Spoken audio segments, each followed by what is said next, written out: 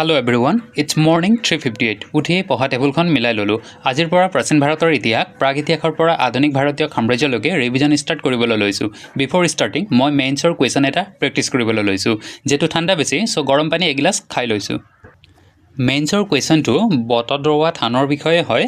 কুৱেশ্যনটো হৈছে অসমৰ সাংস্কৃতিক আৰু আধ্যাত্মিক ইতিহাসত বটদ্ৰৱা বা বৰদোৱাৰ এক কেন্দ্ৰীয় স্থান আছে। অসমীয়া সাংস্কৃতিক পৰিচয় গঢ়াত মহাপুৰুষ শ্ৰীমন্ত শংকৰদেৱৰ ভূমিকাৰ বিষয়ে আলোচনা কৰক আৰু ভাৰতৰ ভক্তি পৰম্পৰা সন্দৰ্ভত বটদ্ৰৱা সভ্যতাৰ গুৰুত্ব ব্যাখ্যা কৰক। এই প্ৰশ্নটো প্ৰথমে মই আৰম্ভণি লিখি লৈছোঁ। তাৰ পাছত অসমীয়া সাংস্কৃতিক পৰিচয় গঢ় দিয়াত শ্ৰীমন্ত শংকৰদেৱৰ যি ভূমিকা, সেই ভূমিকাখিনি মূল্যায়ন কৰাৰ প্ৰয়োজন নহয় জানো। গতিকে ইয়াত মই এটা হেডিং দি লৈছোঁ অসমীয়া সাংস্কৃতিক পৰিচয় গঢ় দিয়াত শ্ৰীমন্ত শংকৰদেৱৰ ভূমিকা বুলি, আৰু মই তেওঁৰ যিখিনি ভূমিকা সেইখিনি 5টা পইণ্টত ইয়াত এক্সপ্লেইন কৰিছোঁ। প্ৰথম পইণ্টটো হৈছে আধ্যাত্মিক সংস্কাৰ, ইয়াৰ মই অকণমান এক্সপ্লেনেশ্যন দিছোঁ। ছেকেণ্ডটো হৈছে সামাজিক ক্ষমতাবাদ, তাৰপাছত ভাষিক সংহতি। 4 নম্বৰ হৈছে সাংস্কৃতিক সংশ্লেষণ। সাংস্কৃতিক সংশ্লেষণত বৰগীত, ভাওনা আৰু সত্ৰীয়া নৃত্য এই সকলোখিনি কথা মই ইয়াত উল্লেখ কৰিছোঁ। আৰু 5 নম্বৰত দিছোঁ প্ৰতিষ্ঠান নিৰ্মাণ। ট্ৰানজিশ্যন লাইন এটা লিখি লৈছোঁ। তাৰ পাছত ভাৰতৰ ভক্তি পৰম্পৰাত বটদ্ৰৱা সভ্যতামূলক তাৎপৰ্য, ইয়াৰ কেনেধৰণৰ তাৎপৰ্য আছিল বা গুৰুত্ব আছিল সেই সম্পৰ্কে মই ইয়াত 5টা পইণ্টত লিখিছোঁ এক্সপ্লেইন কৰি। তাৰ পাছত মই এটা ট্ৰানজিশ্যন লাইন দিছোঁ। দেখা যায় যে এনেদৰে বটদ্ৰৱাই ভৌগোলিক পৰিসীমা অতিক্ৰম কৰি সভ্যতাৰ গভীৰতা লাভ কৰিছে। তাৰ পাছত এটা ৱে ফৰৱাৰ্ড লিখিছোঁ, ভৱিষ্যতৰ বাবে কৰণীয় বা কাৰ্যপন্থা। ইয়াত 3টা লিখিছোঁ মই বটদ্ৰৱা থানৰ বিষয়ে এইখিনি। তাৰ পাছত মই সামৰণি মাৰিছোঁ বিৰিঞ্চি কুমাৰ বৰুৱাৰ এটা মন্তব্যৰ দ্বাৰা। মন্তব্যটো আছিল শংকৰদেৱৰ দৃষ্টিভংগীয়ে আঞ্চলিক পৰিচয়ক ভাৰতীয় আধ্যাত্মিকতাৰ বৃহত্তৰ তন্ত্ৰত বোৱাই বটদ্ৰৱাক অসমৰ আধ্যাত্মিক হৃদয় আৰু ভাৰতৰ সভ্য সম্পদ দুয়োটা গঢ়ি তুলিছিল। গতিকে এইটো আছিলে মেইনছৰ কুৱেশ্যন। ইয়াৰ পাছত মই আজিৰ যি প্ৰাগ ইতিহাস আৰু আধুনিক ভাৰতীয় সাম্ৰাজ্যলৈকে যি ভাৰতৰ প্ৰাচীন ইতিহাস, এইটো ৰিভিজন ষ্টাৰ্ট কৰিবলৈ লৈছোঁ।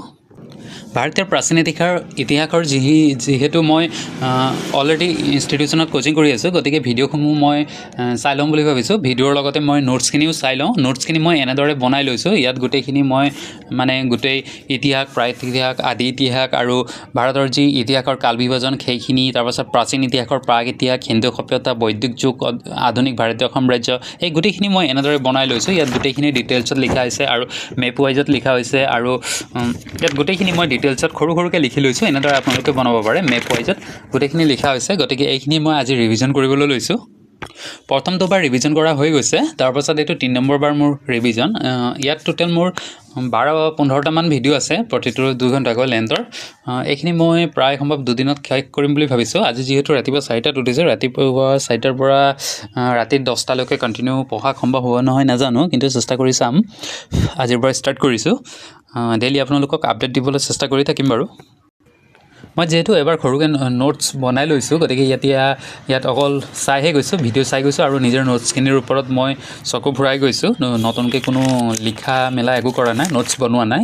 ইয়াত পৃথিৱীৰ 4টা প্ৰাচীনতম সভ্যতাৰ বিষয়েও লিখি লৈছোঁ। তাৰপাছত হৰপ্পা সংস্কৃতি এইখিনি লিখা হৈছে, তাম্ৰপ্ৰস্তৰ যুগ, নৱপ্ৰস্তৰ যুগ, প্ৰত্নপ্ৰস্তৰ যুগ, মধ্যপ্ৰস্তৰ যুগ, এই গোটেইখিনি ডিটেইলছত লিখা হৈছে। আৰু তেতিয়াৰ সামাজিক জীৱন, ৰাজনৈতিক সংগঠন, শিল্পকলা, এই সকলোখিনি বিষয় ইয়াত লিখা হৈছে, লিখি আছোঁ এফালৰ পৰা। বৈদিক যুগৰ বিষয়েও ইয়াত ধুনীয়াকৈ মই নোটছ বনাই লৈছোঁ। বৈদিক যুগৰ সময়ৰ সেই যি প্ৰাৰম্ভিক বা ঋক বৈদিক যুগ আৰু পৰৱৰ্তী বা উত্তৰ বৈদিক যুগ, এইখিনি গোটেইখিনি লিখা হৈছে। তাৰপাছত যি বেদসমূহ আছিলে, ঋকবেদ, সামবেদ, যজুৰ্বেদ, অথৰ্ববেদ, এই গোটেইখিনিৰ বিষয়ে লিখা হৈছে।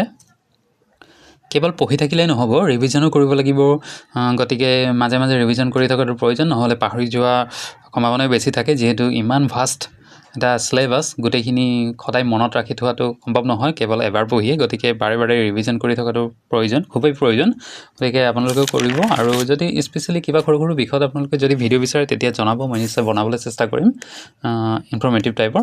তাৰপাছত মই এই গোটেইখিনি আজি কৰাৰ পাছত শেষত এতিয়া যিহেতু daily news paper analyse Satyajit sir ইউটিউবত আহে, সেই ভিডিঅ'টো চাবলৈ লৈছোঁ। ভিডিঅ'টো চাই মেলি গোটেইখিনি শেষ কৰি এতিয়া মোৰ প্ৰায় 10টামান বাজিব হৈছেগৈ। গতিকে আজিৰ দিনটো ইমানতে সামৰণি মাৰিছোঁ। গোটেইখিনি পঢ়া হৈ গৈছেগৈ আৰু এদিনত কমপ্লিট হ'ব বুলি ভাবিছোঁ। ডেইলি নিউজ পেপাৰ এনালাইচিছৰ ভিডিঅ'টো মই সদায় চাওঁ, গতিকে আপোনালোকেও চাব। তাৰ পৰা কাৰেণ্ট এফেয়াৰ আমাৰ ফুলফিল হয়। চ' থেংক ইউ।